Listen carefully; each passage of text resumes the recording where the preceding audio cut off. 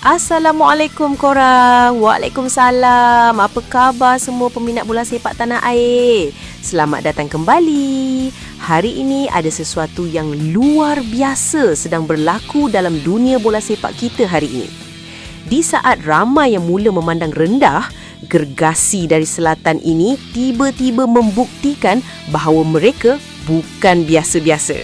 Satu dunia sekarang tengah bercakap pasal Malaysia.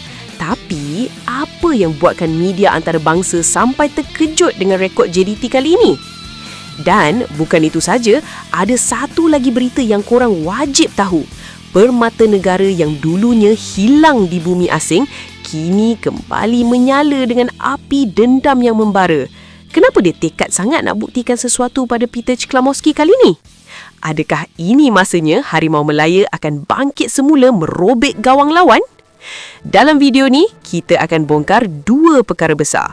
Pertama, bagaimana JDT berjaya meletakkan nama mereka sebaris dengan kelab elit dunia sehingga mencetuskan kegilaan media luar negara. Kedua, luahan hati paling jujur daripada Luqman Hakim tentang maruah dan kepercayaan yang bakal menentukan nasib negara di Vietnam nanti. Korang kena dengar setiap patah perkataan ini sebab apa yang bakal saya bacakan ini adalah kenyataan rasmi yang bakal buat korang rasa bangga sebagai peminat bola sepak tanah air. Jom kita mulakan sekarang.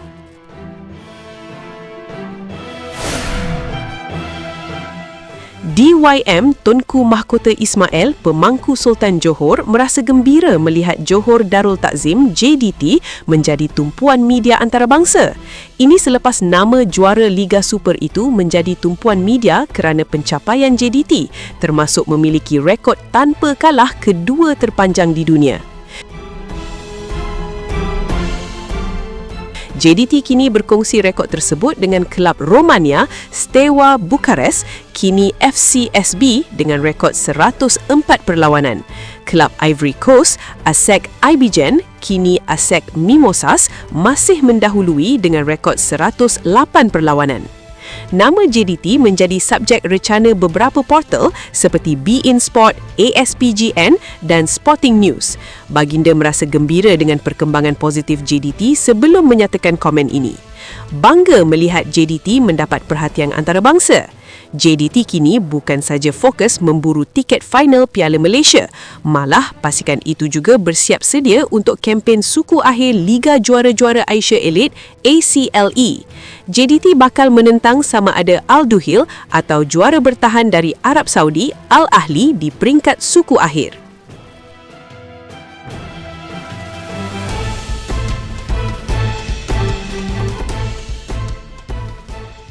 Penyerang Negeri Sembilan FC Luqman Hakim Syamsuddin bertekad untuk membuktikan keupayaannya kepada Ketua Jurulatih Kebangsaan Peter Cklamoski. Beliau sekali lagi dipanggil menyertai skuad Malaysia bagi menghadapi Vietnam dalam aksi terakhir kelayakan Piala Asia 2027 yang dijadual berlangsung di Nam Dinh pada 31 Mac 2026. Untuk rekod, panggilan pertama Luqman Hakim di bawah kendalian jurulatih kelahiran Australia itu adalah pada Kem November tahun lalu apabila beliau menggantikan Jordan Mintah yang terpaksa menarik diri atas faktor kesihatan.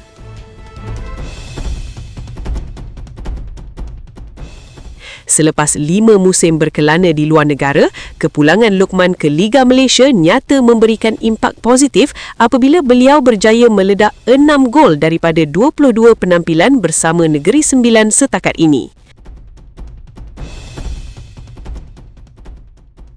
Menurut Luqman Hakim, peluang untuk sekali lagi dipanggil menyertai pasukan menjadi detik penting yang menyuntik semangat dan keyakinan diri.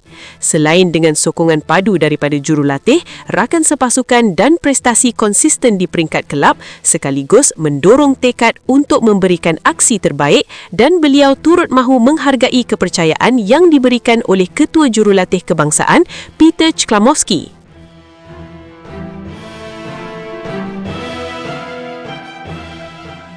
Bagi saya, syukur Alhamdulillah kerana ini kali kedua saya dipanggil oleh jurulatih.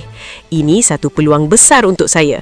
Keyakinan yang saya ada sekarang datang daripada sokongan jurulatih dan rakan sepasukan yang sentiasa memberi semangat kepada saya.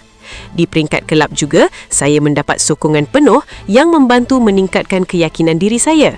Selain itu, minit permainan yang saya peroleh sangat penting. Bila saya kerap bermain, saya dapat rentak dan keyakinan itu datang secara semula jadi.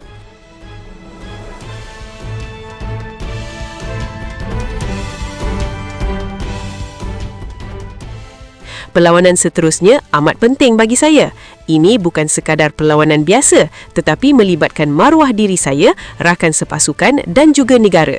Kami semua mahukan kemenangan dan akan berikan yang terbaik, insya-Allah. Saya harap perlawanan ini dapat membantu saya bangkit semula dari segi keyakinan dan semangat serta membalas kepercayaan yang diberikan oleh Ketua Jurulatih kepada saya. Katanya dalam satu video yang dikongsi Persatuan Bola Sepak Malaysia FAM kepada media hari ini. Harimau Melaya masih berbaki satu perlawanan dalam aksi kelayakan Piala Asia 2027 ini apabila bakal terbang ke Nam Dinh untuk turun menentang Vietnam pada 31 Mac 2026. Tapi, korang kena fikirkan satu perkara ni. Kenapa sekarang? Kenapa baru sekarang media dunia macam ESPN dan Associated Press mula buka mata pada JDT? Ini bukan kebetulan, geng. Ini adalah hasil kerja keras bertahun-tahun yang akhirnya membuahkan hasil. Bayangkan, rekod 104 perlawanan tanpa kalah itu bukan satu pencapaian yang mudah untuk mana-mana kelab di dunia. Ini membuktikan kualiti Liga Malaysia kita sebenarnya sedang diperhatikan. JDT sekarang bukan saja membawa nama kelab, tapi mereka sedang membawa maruah bola sepak Asia Tenggara ke peringkat yang lebih tinggi. Dan bercakap pasal Luqman Hakim pula, ramai peminat yang mula bertanya-tanya, adakah kembalinya Luqman ini akan menjadi senjata rahsia yang paling ditakuti oleh Vietnam nanti? Kita tahu Luqman ada kepantasan, dia ada teknik yang dia belajar selama 5 tahun di luar negara. Dan dengan 6 gol dalam Liga Malaysia setakat ini, dia sebenarnya sedang menghantar mesej amaran kepada pertahanan lawan. Peter Siklamovski nampaknya sudah nampak sesuatu yang kita tak nampak. Persoalannya sekarang, mampukah pemain-pemain lain memberikan sokongan padu kepada Luqman di atas padang nanti?